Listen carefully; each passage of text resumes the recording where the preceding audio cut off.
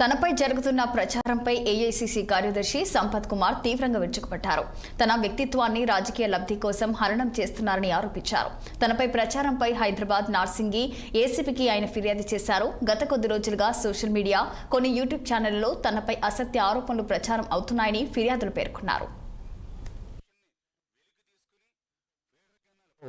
విచ్చలవిడిగా ప్రచారం చేసి దాంతో పాటు అదే ఆర్టికల్ను బేస్ చేసుకొని టిఆర్ఎస్ పార్టీ వర్కింగ్ ప్రెసిడెంట్ అయినటువంటి కేటీఆర్ గారు ట్వీట్ చేయడము, హరీష్ రావు ప్రెస్ మీట్ పెట్టడము, క్రిషాంక్ వాళ్ళ స్పోక్స్ పర్సన్ కూడా ప్రెస్ మీట్ పెట్టి మాట్లాడడము, పచ్చి అబద్ధాన్ని నిజంగా చిత్రీకరించడానికి ప్రయత్నం చేయడం, ఏమాత్రం వాస్తవం లేకుండా వాళ్ళు ఇచ్చినటువంటి కంప్లైంట్లో కూడా ఒక్క ముక్క కూడా నా గురించి కానీ నేను వాళ్ళని డబ్బులు డిమాండ్ చేసినట్టు కానీ ఏమీ లేదు. కానీ పదే పేపర్ చూపిస్తారు 8 కోట్లు, పేపర్ చూపిస్తారు 8 కోట్లు. అంత మంచిగా చదువుకున్న వాళ్ళు కూడా కుట్రపూరితంగా, ఉద్దేశపూర్వకంగా కాంగ్రెస్ పార్టీని నన్ను బద్నాం చేయాలని, అప్రతిష్ట పాలు చేయాలని చేసినటువంటి ప్రయత్నాన్ని తీవ్రంగా ఖండిస్తున్నాయి.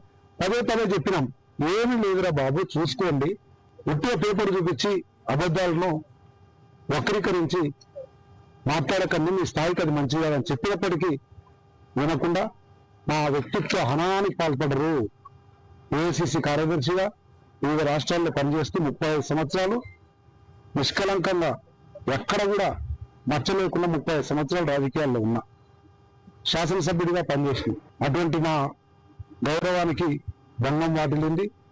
మా వ్యక్తిత్వాన్ని హననం చేసేది కనుక చట్టరీత్యా చర్య తీసుకోమని చెప్పి ఇప్పుడే ఏసీపీ గారిని కలిసి ఫిర్యాదు చేయడం జరిగింది.